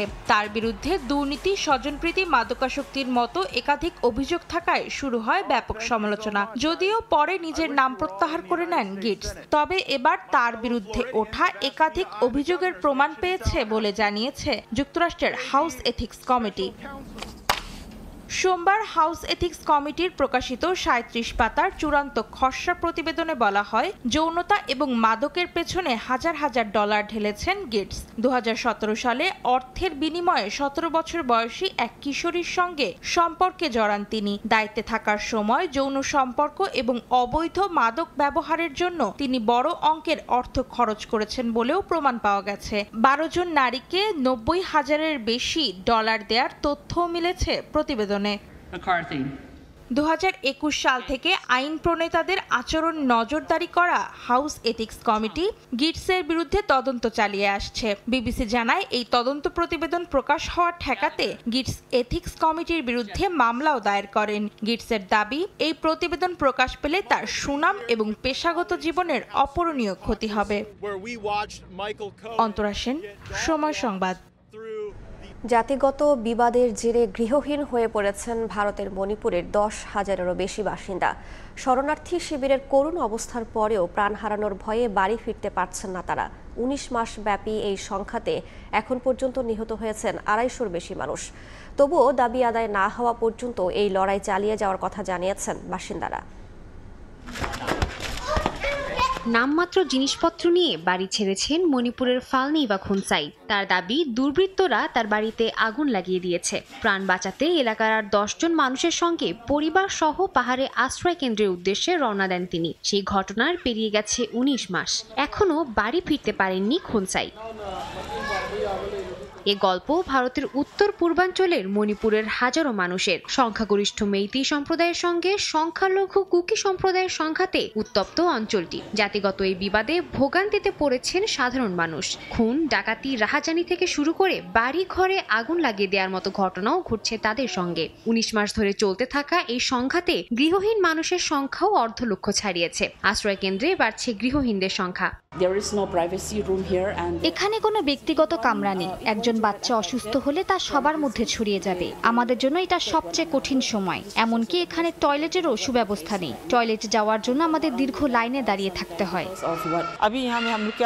আমরা কেমন ভবিষ্যতের আশা করব? আমরা প্রতিদিন খাবার জোগাড় করতেই হিমশিম খাচ্ছি। আমাদের কাছে টাকা পয়সাও নেই। তবে মেইতেই ও কুকি সম্প্রদায়ের এই দ্বন্দ্বে কেউই পিছু হটতে রাজি নয়। সরকার তাদের দাবি মেনে না নেওয়া পর্যন্ত লড়াই চালিয়ে যাওয়ার কথা জানান তারা। দুই জাতির অধিকার আদায়ের লড়াইয়ের 1.5 বছরেরও বেশি সময় পেরোলেও এখনো এর কোনো সুরাহা হয়নি। এ পরিস্থিতিতে তাদের এই অবস্থার জন্য অঞ্চলটির মুখ্যমন্ত্রীকে দায়ী করছেন তারা। তাদের দাবি, এই সমস্যা সমাধানে এখন প্রধানমন্ত্রীর হস্তক্ষেপ জরুরি হয়ে পড়েছে। সাদিয়া তাসনিম, সময় সংবাদ। কল্পকাহিনীর আয়রন ম্যান এবার বাস্তবে। আয়রন ম্যানের আদলে রোবট তৈরি করেছেন দক্ষিণ কোরিয়ার একদল গবেষক। ওয়াক অন স্যুট F1 নামের এই রোবট প্যারালাইজড ব্যক্তিকে স্বাভাবিকভাবে হাঁটাচলা ও সিঁড়ি বেয়ে ওঠানামা করতে সাহায্য করতে সক্ষম বলে দাবি গবেষকদের। মানব কল্যাণে অবদানের কারণে এরই মধ্যে রোবটটি জিতে নিয়েছে আন্তর্জাতিক পদক। প্রযুক্তির অগ্রযাত্রায় প্রতিনিয়তই বদলে যাচ্ছে মানুষের জীবন। তারই ধারাবাহিকতায় যারা শারীরিক প্রতিবন্ধকতার কারণে হাঁটতে অক্ষম, তাদের চলাফেরার স্বপ্ন পূরণ করল রোবট। রোবটটির নাম ওয়াক অন স্যুট F1। দক্ষিণ কোরিয়ার Korea advanced institute of science and technology exoskeleton এক্সোস্কেলেটন ল্যাবরেটরির গবেষক দল তৈরি করেছেন এই অত্যাধুনিক রোবট। গবেষণা দলের সদস্য কিম সিয়ং হোয়ান নিজেও হাঁটতে অক্ষম, আর তিনি রোবটটির একটি প্রোটোটাইপ ব্যবহার করে দেখান। রোবটটি স্বয়ংক্রিয়ভাবে অক্ষম ব্যক্তির কাছে গিয়ে নিজেকে যুক্ত করতে পারে, যার সাহায্যে হাঁটার ক্ষমতা হারানো ব্যক্তি খুব সহজে হাঁটাচলা করতে পারবেন বলে জানিয়েছেন গবেষকরা। এই রোবটটি যে কোনো জায়গা থেকে আমার কাছে আসতে পারে, এমনকি আমি হুইল চেয়ারে বসে থাকলেও এটি আমাকে দাঁড়াতে সাহায্য করে, যা এর অন্যতম বৈশিষ্ট্য। রোবটটি তৈরিতে ব্যবহার করা হয়েছে অ্যালুমিনিয়াম ও টাইটানিয়াম ধাতু। এর ওজন মাত্র 50 কেজি। ওজনে হালকা হওয়ায় রোবটটি প্রতি ঘন্টায় 3.2 কিলোমিটার গতিতে হাঁটতে পারে। ব্যবহারকারীর ভারসাম্য বজায় রাখতে রোবটটিতে ব্যবহার করা হয়েছে বিশেষ এক ধরনের সেন্সর, যা প্রতি সেকেন্ডে 1000টি সিগন্যাল প্রক্রিয়া করতে সক্ষম। রোবটটির লেন্সগুলো চোখ হিসেবে কাজ করে। এটি চারপাশ বিশ্লেষণ করতে পারে। সিঁড়ি থাকলে তার উচ্চতাও নির্ধারণ করে এই রোবট। আবার সামনে কোনো প্রতিবন্ধকতা থাকলেও তা শনাক্ত করে নিরাপদে এগিয়ে যেতে পারে। রোবটটিতে থাকা 12টি ইলেকট্রনিক মোটর মানুষের হাড়ের জয়েন্টের মতোই নড়াচড়া করে এর কার্যক্রমকে আরও সাবলীল করে তোলে। আমি আয়রন ম্যান সিনেমা দেখে অনুপ্রাণিত হয়েছি। বাস্তব জীবনে এমন একটি রোবট তৈরি করতে চেয়েছি যা মানুষের সাহায্য করতে পারে। এরই মধ্যে আন্তর্জাতিক স্বীকৃতিও মিলেছে রোবটটির। কিম সিয়ং হোয়ান এই রোবট ব্যবহার করে 2024 সালের সাইভ্যাথলনে এক্সোস্কেলেটন ক্যাটাগরিতে স্বর্ণপদক জিতেছেন। এই প্রতিযোগিতায় শারীরিক প্রতিবন্ধী ব্যক্তিদের জন্য সহায়ক রোবট প্রদর্শিত হয়। ওয়াকন স্যুট F1 শারীরিক প্রতিবন্ধীদের জীবনে নতুন সম্ভাবনা উন্মোচন করবে বলে দাবি এর নির্মাতাদের। প্রযুক্তিবিদদের দাবি, এটি কেবল প্রযুক্তির উৎকর্ষতা নয়, মানবতার সেবার এক অনন্য উদাহরণ। আমিরুল ইসলাম আলিফ, সময় সংবাদ। মালদ্বীপের কারাগারে আটক বাংলাদেশি বন্দি বিনিময় চুক্তি প্রায় চূড়ান্ত পর্যায়ে পৌঁছেছে। এই চুক্তি কার্যকর হলে খুব দ্রুত বন্দীদের দেশে প্রত্যর্পণ করা হবে বলে জানান মালদ্বীপে নিযুক্ত বাংলাদেশের ভারপ্রাপ্ত হাই কমিশনার। খন্দকার ওমর ফারুকের তথ্য ছবিতে বিস্তারিত। বিভিন্ন অপরাধে মালদ্বীপের কারাগারে আটক রয়েছেন প্রায় 100 বাংলাদেশি। এসব বন্দীদের দেশে ফিরিয়ে নিতে বাংলাদেশ ও মালদ্বীপের মধ্যে বন্দি বিনিময় চুক্তি প্রায় চূড়ান্ত পর্যায়ে বলে জানিয়েছেন দেশটিতে নিযুক্ত বাংলাদেশ হাই কমিশনার। এই চুক্তি কার্যকর হলে আবেদনের ভিত্তিতে সাজাপ্রাপ্ত বন্দীরা দেশে ফিরে সাজার বাকি মেয়াদ পার করতে পারবেন বলে জানান তিনি। সম্প্রতি ভারপ্রাপ্ত হাই কমিশনারের সঙ্গে সাক্ষাৎ করেন মালদ্বীপের ইমিগ্রেশন কন্ট্রোলার জেনারেল ও কারা কর্মকর্তা। এ সময় তাকে দেশটিতে প্রবাসী বাংলাদেশিদের যেসব মামলা চলমান আছে তা দ্রুত সম্পন্ন করা সহ ছোটখাটো কোনো অপরাধে মামলা না করে তাদেরকে দেশে ফেরত পাঠানোর অনুরোধ জানানো হয়। এছাড়া মামলা পরিচালনায় আর্থিক সঙ্গতি নেই এমন প্রবাসীদের জন্য রাষ্ট্রের পক্ষ থেকে আইনজীবী প্রদানের অনুরোধ জানান বাংলাদেশ হাই কমিশনার। যখনই দেশ থেকে আসবেন, এয়ারপোর্টে যারা আসবেন, অপরিচিত কারোর কোনো প্যাকেজ বা কিছু নেবেন না, কারণ এই মাদকের মামলায় যারা এয়ারপোর্টে বিভিন্ন কারণে মাদক সহ ধরা পড়েছেন, এরকম কয়েকজন রয়েছেন, তারা আমাদেরকে বলেছেন যে তারা এটি জানেন না এর ভিতরে কী ছিল, কিন্তু কেউ তাদেরকে এটি দিয়ে দিয়েছে এবং তারা নিয়ে এসেছেন।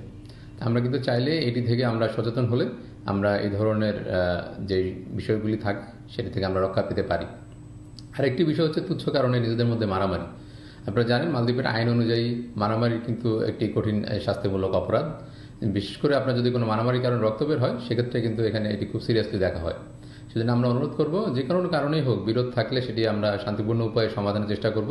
বেশিরভাগ প্রবাসী মাদক, মারামারি ও শিশু নির্যাতন অপরাধে আটক রয়েছেন। এসব অপরাধমূলক কর্মকাণ্ডে না জড়িয়ে প্রবাসীদের সচেতনতার সঙ্গে কাজ করার আহ্বান জানান হাই কমিশনার।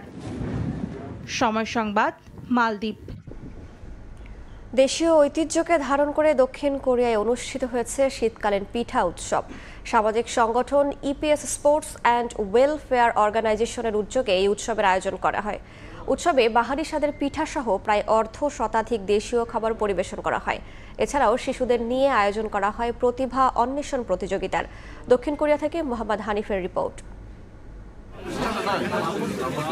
পিঠা বাঙালির ঐতিহ্যবাহী একটি খাবার। শীতকাল জুড়েই বাংলাদেশের ঘরে ঘরে থাকে হরেক রকমের পিঠার আয়োজন। প্রবাসে কর্মব্যস্ত জীবনে ঘরোয়াভাবে পিঠাপুলির আয়োজন অনেকটাই অসম্ভব। তবে সেই বাধা পেরিয়ে নিজস্ব ঐতিহ্য আর সংস্কৃতি চর্চায় কোনোভাবেই পিছিয়ে নেই দক্ষিণ কোরিয়ার প্রবাসী বাংলাদেশিরা। দক্ষিণ কোরিয়ার ইনচন শহরে অনুষ্ঠিত হয়ে গেল পিঠা উৎসব। কোরিয়ার জনপ্রিয় সামাজিক সংগঠন EPS sports and welfare organisation বা ইসুর উদ্যোগে রোববার এই পিঠা উৎসবের আয়োজন করা হয়। হরেক রকম শীতকালীন মুখরোচক পিঠার পসরা সাজিয়ে বসেছিলেন প্রবাসী বাঙালি নারীরা। বিভিন্ন রকমের রসালো পিঠায় ভরে ওঠে প্রতিটি টেবিল। নানা রকমের নকশি পিঠা দিয়েও সাজানো হয়। বাংলাদেশের বিভিন্ন অঞ্চলের তৈরি জনপ্রিয় পিঠা স্থান পায় এই উৎসবে। পিঠার পাশাপাশি উৎসবে প্রায় 50টিরও বেশি দেশীয় খাবারের আয়োজন ছিল। তীব্র শীতের মধ্যেও দক্ষিণ কোরিয়ার বিভিন্ন প্রান্ত থেকে প্রবাসী বাংলাদেশিরা এসে দেশীয় খাবার ও পিঠার স্বাদ উপভোগ করেন। এক প্রকার প্রবাসী বাংলাদেশিদের মিলন মেলায় রূপান্তরিত হয় উৎসবটি। এই আয়োজনে আমরা উপস্থিত থাকতে পেরে অনেক ভালো লাগছে। ইভেন বাংলাদেশি একটা যে গ্রান বা টেস্ট, সেটা আমরা এখানে নিতে পারছি। রাজীব ভাইকে অনেক ধন্যবাদ। আয়োজনটা অনেক সুন্দর হয়েছে, আলহামদুলিল্লাহ। আমাদের দেশের সংস্কৃতি ধরে রাখার জন্য সত্যি বিষয়টি অনেক ধন্যবাদ। আয়োজন করার জন্য আইসিকে অনেক ধন্যবাদ। এখানে দেশীয় সুস্বাদু অনেকগুলো পিঠা, পায়েস, মিষ্টি আয়োজন করা হয়েছে। গণস্বতঃস্ফূর্ত অংশগ্রহণ করছে এবং নতুন শিশুরা এখানে এসে বাংলাদেশিদের ঐতিহ্য, বাংলাদেশিদের খাবার, পিঠা এবং বিভিন্ন ইভেন্টের সাথে পরিচিত হচ্ছে। সামাজিক সংগঠন ইসু সবসময় দেশীয় সংস্কৃতি, দেশীয় ঐতিহ্য ও সুস্থ বিনোদনের কথা চিন্তা রেখে বিভিন্ন ধরনের সামাজিক অনুষ্ঠান করে থাকে বলে জানান সংগঠনের সভাপতি। চেষ্টা করি আমাদের বাংলাদেশের সংস্কৃতিটা মানুষের কাছে তুলে দেওয়ার জন্য, কোরিয়ার যে পরিবেশ সেখানে তুলে দেওয়ার জন্য, এবং কোরিয়াতে যে সকল শিশুরা বসবাস করে তারা যেন বাংলাদেশের সংস্কৃতির সাথে পরিচিত হতে পারে, তাদের জন্য এই আয়োজন। দক্ষিণ কোরিয়ায় বসবাসরত শিশুদের নিয়ে আয়োজন করা হয় প্রতিভা অন্বেষণ প্রতিযোগিতা। এখানে নানা বয়সের শিশুরা চিত্রাঙ্কন থেকে শুরু করে ইসলামী সঙ্গীত, দেশাত্মবোধক গান ও কবিতা আবৃত্তি প্রতিযোগিতায় অংশগ্রহণ করে। অনুষ্ঠানে প্রধান অতিথি হিসাবে উপস্থিত থাকেন বাংলাদেশ দূতাবাসের শ্রম সচিব মিকন তং সঙ্গে। দক্ষিণ কোরিয়া থেকে মোহাম্মদ হানিফ, সময় সংবাদ। বড়দিন উপলক্ষে দুবাইয়ে আয়োজন করা হয় আল বারারি উইন্টার ফেস্ট। ছোট বড় সবার জন্যই ছিল নানা আয়োজন। পরিবার নিয়ে ক্রিসমাসের আয়োজন উপভোগ করেন স্থানীয় বাসিন্দা ও পর্যটকরা।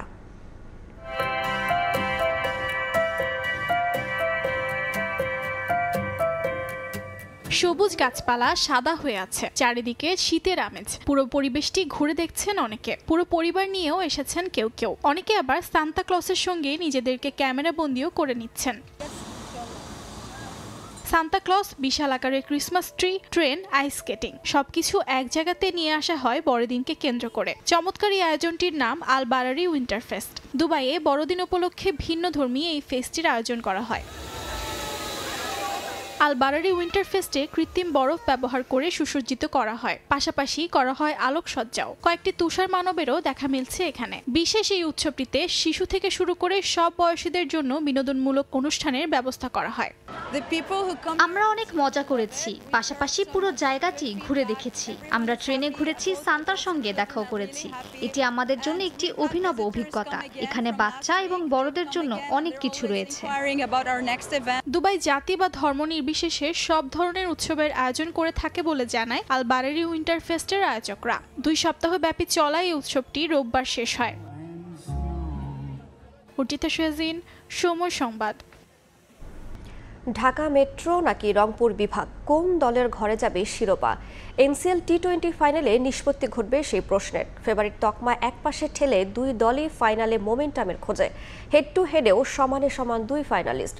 সিলেট আন্তর্জাতিক ক্রিকেট স্টেডিয়ামে ম্যাচ শুরু হবে আজ দুপুর 12:30টায়। সিলেট থেকে দিগেন সিংহের ছবিতে সাব্বির মিথুনের প্রতিবেদন। সোনালী ট্রফির পাশে নাইম শেখ আর আকবর আলী আন্ডারডগ হলেও যাদের নেতৃত্ব যোগ্য দল হিসেবে ফাইনালে তুলেছে মেট্রো আর রংপুরকে। এখন অপেক্ষা শ্রেষ্ঠত্বের। বিজয়ের মুকুট কার মাথায় উঠবে এমন প্রশ্নে সাবধানে 2 অধিনায়ক। টি-20তে আমার মনে হয় না যে বড় টিম ছোট টিম বলে কোনো কথা আছে, কারণ টি-20তে খুব অল্প সময়ের খেলা, মোমেন্টাম যারা ধরে রাখতে পারবে তারাই আসলে ভালো রেজাল্ট করবে। ছোট টিম বড় টিম নাই, টি-20তে মোটামুটি সব টিমই আপনি ইন্ডিভিজুয়াল ডেতে যারা ভালো খেলবে মাঠে তারাই রেজাল্ট পাবে। 8 দলের টুর্নামেন্টে সবচেয়ে কম ম্যাচ হারের তালিকায় সমানে সমান ঢাকা আর রংপুর। ওই হারটাও এসেছে একে অন্যের বিপক্ষে। 2 ফাইনালিস্টের তৃতীয়বারের সাক্ষাতের আগে তাই একে অন্যের দুর্বলতাও জানে। ওর দিক থেকে ওর আমার টিম নিয়ে ক্লিয়ার, ও জানে যে আমার স্ট্রেন্থ কোথায়, আমিও ডেফিনেটলি জানি যে ওর স্ট্রেন্থ কোথায়। তো চেষ্টা থাকবে ওই জায়গাটাতে রাইট ডেলিভার করার জন্য। যদিও ফাইনালের আগে বড় চিন্তার কারণ সিলেটের উইকেট। টানা খেলায় কিছুটা ছন্দ হারিয়েছে, তবে মাঝে বিরতি থাকায় শিরোপা নির্ধারণী ম্যাচে স্পোর্টিং উইকেটের প্রত্যাশা 2 অধিনায়কের। আজকে খুব ভালো গোল উঠেছে, তো আমি হোপফুল যে আরেকটু ভালো বেটার উইকেট আমরা পাবো এবং আরেকটু ভালো স্কোর হবে। প্রথম দল হিসেবে ফাইনালে ওঠায় রংপুর বিশ্রাম পেয়েছে 2 দিন। অন্যদিকে টানা 2 ম্যাচ খেলে একদিনের বিরতি শেষে ট্রফির লড়াইয়ে নামতে হবে নাইম শেখদের। প্রায় 13 দিনের মাঠের লড়াই শেষে এখন অপেক্ষা চ্যাম্পিয়নের। ফাইনালে কে জিতবে, ঢাকা নাকি রংপুর, সেই প্রশ্ন এখন সামনে এসে দাঁড়িয়েছে। অপেক্ষা মাঠের পারফরমেন্সে, যেখানে ফাইনালে অপোনেন্টকে বধ করে ট্রফিটা নিজের করে নিতে চায় ঢাকা কিংবা রংপুর। সিলেট আন্তর্জাতিক ক্রিকেট স্টেডিয়াম থেকে সাব্বির মিথুন, সময় সংবাদ, সিলেট। নারী ক্রিকেটের খবর। ইতিহাসের অংশ জ্যোতি পিঙ্কিরা প্রথমবারের মতো আয়োজিত 3 দিনের নারী বিসিএল এর প্রথম রাউন্ড শেষ হলো রাজশাহীতে। আলো ছড়িয়েছেন জাতীয় দলের তারকারা। আসরের প্রথম সেঞ্চুরিয়ান নিগার সুলতানা জ্যোতি সর্বোচ্চ 53 রানের ইনিংসও খেলেছেন তিনি। এদিকে 48 রানে 7 উইকেট নিয়ে সেরা বোলিং স্পেল নাহিদা আক্তারের। টেস্ট ক্রিকেটে অভিষেকের অপেক্ষায় থাকা বাংলাদেশের জন্য প্রস্তুতির আদর্শ মঞ্চ এই বিসিএল, এমনটাই মন্তব্য করেছেন টাইগ্রেস অধিনায়ক জ্যোতি। তাদের এই হাসি মুখ দেশের নারী ক্রিকেটের এগিয়ে যাওয়ার গল্প বলে, দেখায় নতুন স্বপ্ন।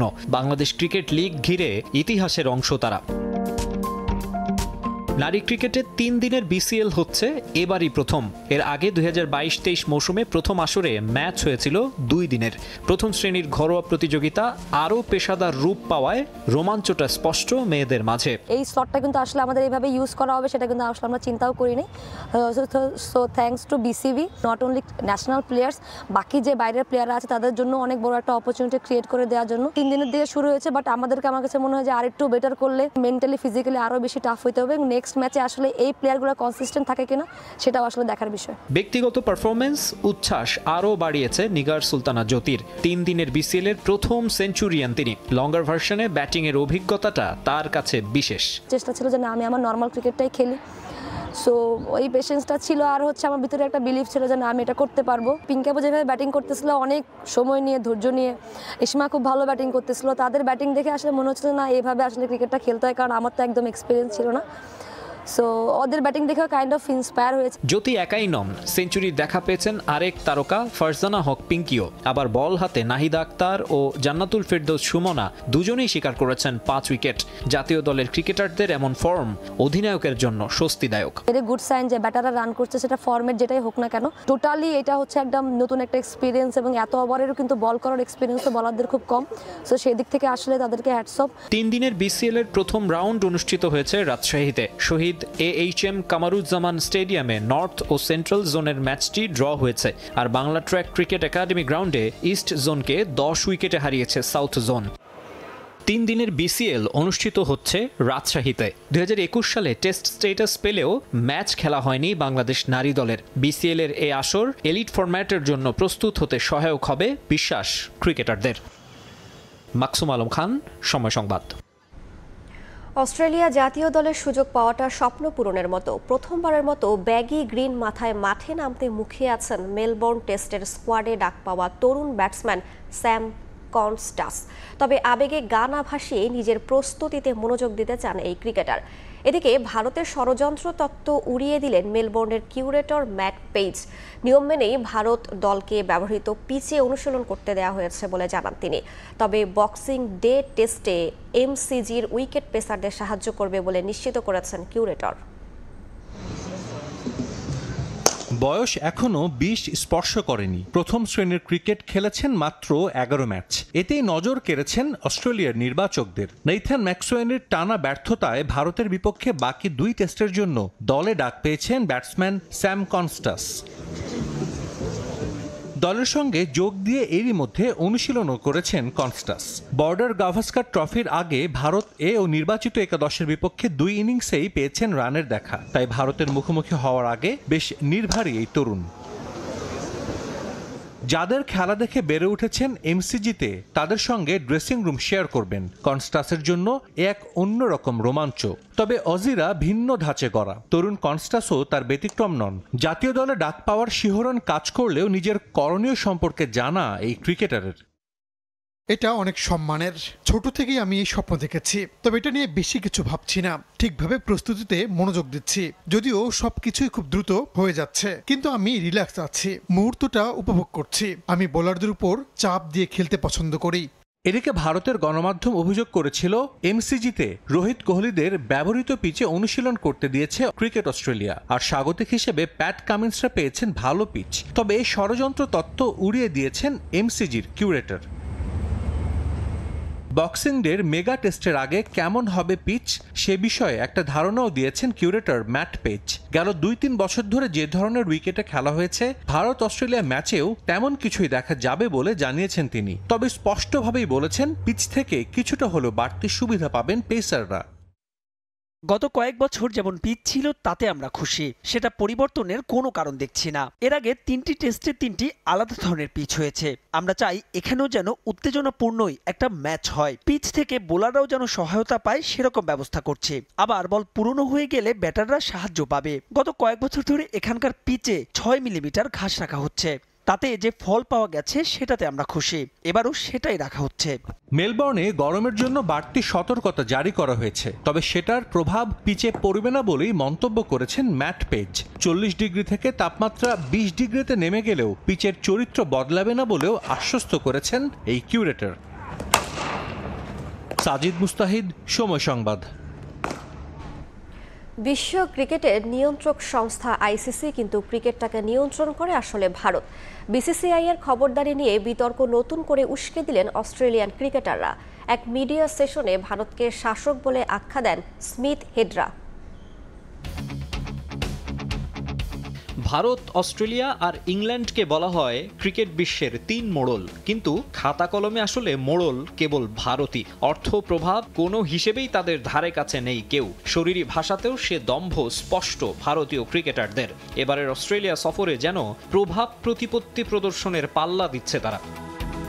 বর্ডার গাভাস্কার ট্রফিতে এমনিতে মাঠেই রয়েছে উত্তাপ। খেলার পাশাপাশি দেখা যাচ্ছে দু দলের প্লেয়ারদের কথার তুমুল লড়াই। মাঠের বাইরেও সেটা টেনে নিয়ে যাচ্ছেন ক্রিকেটাররা, বিশেষ করে ইন্ডিয়ানরা। কখনো বিমানবন্দরে বিরাট কোহলি সাংবাদিকদের সঙ্গে জড়াচ্ছেন বাকবিতণ্ডায়, আবার অফিসিয়াল প্রেস মিটে অজি গণমাধ্যমকে ইচ্ছে করে এড়িয়ে গিয়ে বিতর্কের জন্ম দিচ্ছেন রবীন্দ্র জাদেজারা। এসবের মাঝে বিতর্ক উস্কে দিলেন অস্ট্রেলিয়ান ক্রিকেটাররা। মেলবোর্নে চতুর্থ টেস্টের আগে এক মিডিয়া সেশনে ভারতীয় ক্রিকেট, বিসিসিআই ও আইসিসি নিয়ে কিছু প্রশ্ন করা হয়। সে সময় স্টিভেন স্মিথ ইন্ডিয়ান বোর্ডকে বিশ্ব ক্রিকেটের নিয়ন্ত্রক সংস্থার চেয়েও শক্তিশালী বলেন। আবার ট্রাভিস হেড বলেন আইসিসি শক্তিশালী, তবে বিসিসিআই ক্রিকেটের শাসক। একই রকম উত্তর দেন অ্যালেক্স ক্যারি, উসমান খাজারাও। সম্প্রচার সত্ত্ব, স্পন্সর কিংবা মার্কেট, ক্রিকেট থেকে আইসিসির আয়ের একটা বড় অংশ আসে ভারত থেকে, তাই তাদের প্রভাব বেশি থাকাটাই স্বাভাবিক। কিন্তু প্রতিটি ক্ষেত্রে বিসিসিআই এর মাত্রাতিরিক্ত খবরদারিতে রীতিমতো বিরক্ত অন্যান্য বোর্ড। ভারতকে সুবিধা দিতে মাঠ ও মাঠের বাইরে আইসিসির পক্ষপাতমূলক আচরণের অসংখ্য দৃষ্টান্ত রয়েছে। কেবল অর্থের কারণে এমন বৈষম্য পেশাদার খেলায় দৃষ্টিকটু এবং একই সঙ্গে আইসিসির দুর্বল কাঠামোর প্রমাণ।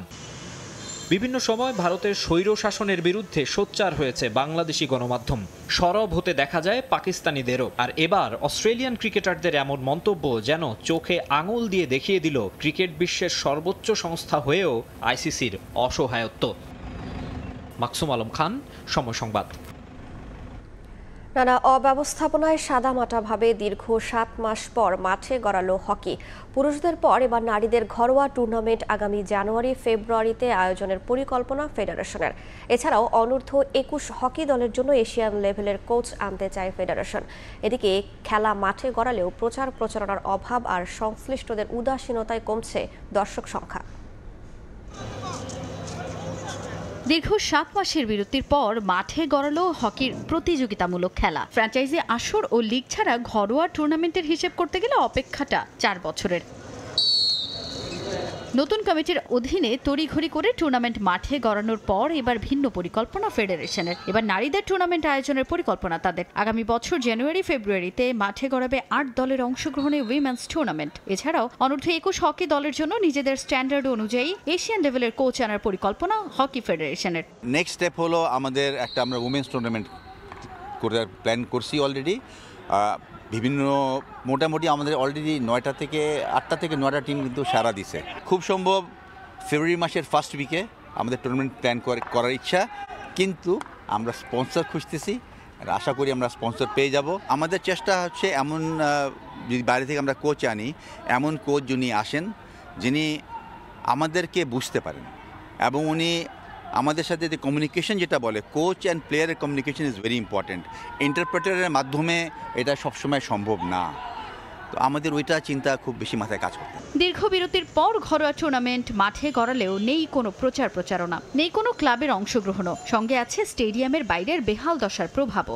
অপরিকল্পিতভাবে দোকান স্থাপন, ভিক্ষাবৃত্তি সহ নানা ধরনের অনৈতিক কার্যক্রমে খেলোয়াড় ও দর্শকদের পড়তে হয় বিড়ম্বনায়। তবে এ বিষয়ে কোনো দৃষ্টিপাত নেই ফেডারেশন কিংবা এনএসএর। তাতে ক্ষোভ জানান খেলোয়াড় ও দর্শকরা। টোটালি ফেডারেশনের একটা দায়িত্ব ছিল যে ক্লাবগুলোকে নিয়ে আসার মাঠে নামানোর। তো আমি জানি না এটা ফার্স্ট টুর্নামেন্ট বলে কেউ ওরা পারছে না। একটা বাধা বলতে পারেন আপনি, কারণ এইসব টুর্নামেন্ট ডোমেস্টিক টুর্নামেন্টগুলো যদি ক্লাবগুলোও যদি টিম করে তো দেখা যাচ্ছে আমাদের যে বাইরের এনাফ প্লেয়ারগুলো আছে সবাই ওই টিমগুলোতে খেলতে পারে। ক্লাব থাকলে তখন ওই টুর্নামেন্টের গুরুত্বটা বেড়ে যায়। মিনিমাম 2টা ক্লাব খেলে 40টা প্লেয়ার খেলতে পারবে। যখন প্র্যাকটিস আসি পুরোটা স্টেডিয়ামের নিচে এখন যেমন দোকানপাট আছে ঠিক তেমনই এখানে টোকায় ফুটপাতে অসহায় যারা ছিন্নমূল মানুষ তারাও এখানে থাকে।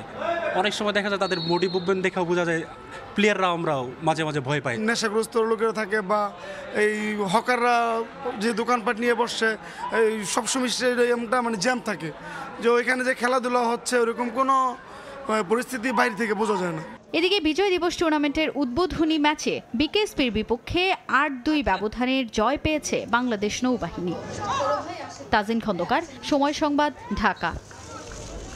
কিলিয়ান এমবাপে রিয়াল মাদ্রিদের সঙ্গে মানিয়ে নিয়েছে, এখন সবাই তার বিধ্বংসী রূপ দেখবে, এমন মন্তব্য করেছেন মাদ্রিদ কোচ কার্লো অ্যানচেলোত্তি।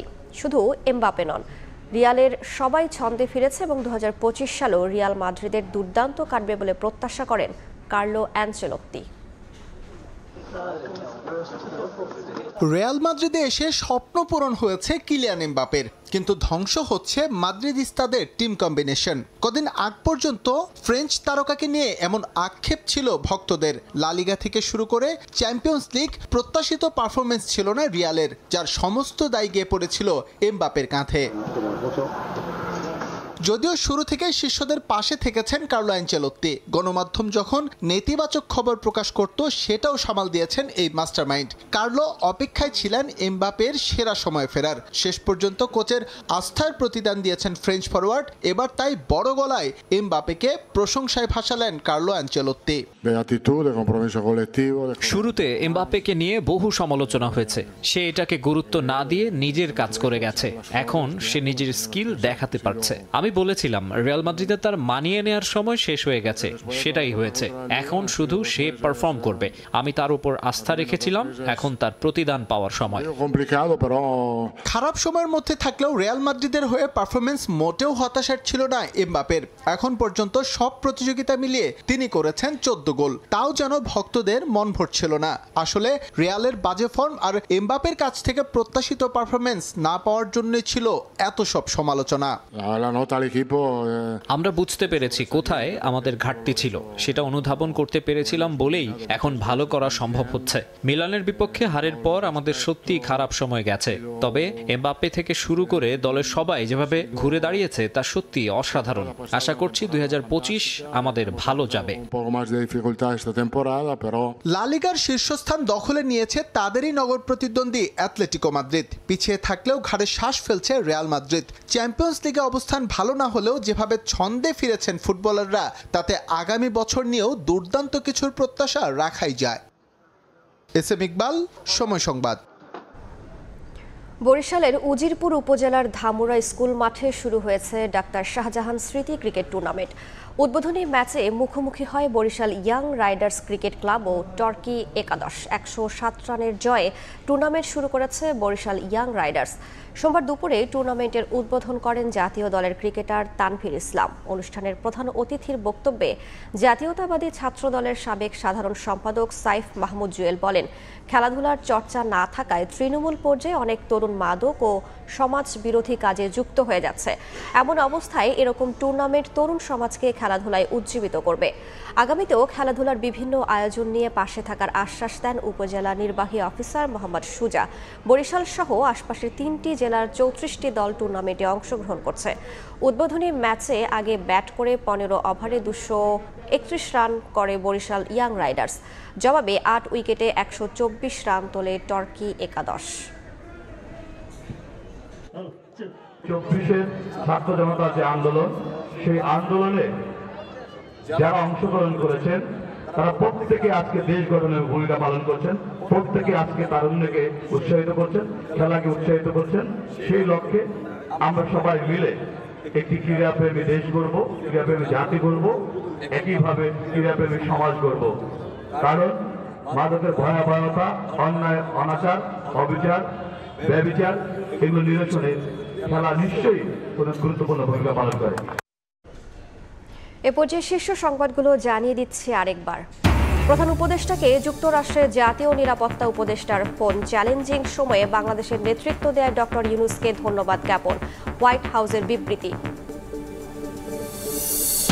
সার্বজনীন পেনশন স্কিম চালুর বছর পেরুলেও মিলছে না সাড়া। আওয়ামী লীগ সরকারের নেওয়া উদ্যোগে আস্থা পাচ্ছেন না মানুষ। স্কিমকে আকর্ষণীয় করার তাগিদ অর্থনীতিবিদদের।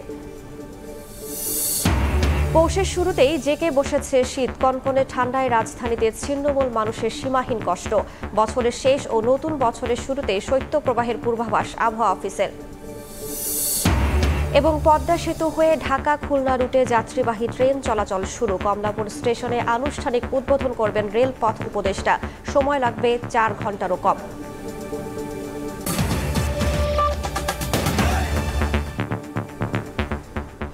এই ছিল ভোরের সময়ের সঙ্গেই থাকুন সময়ের।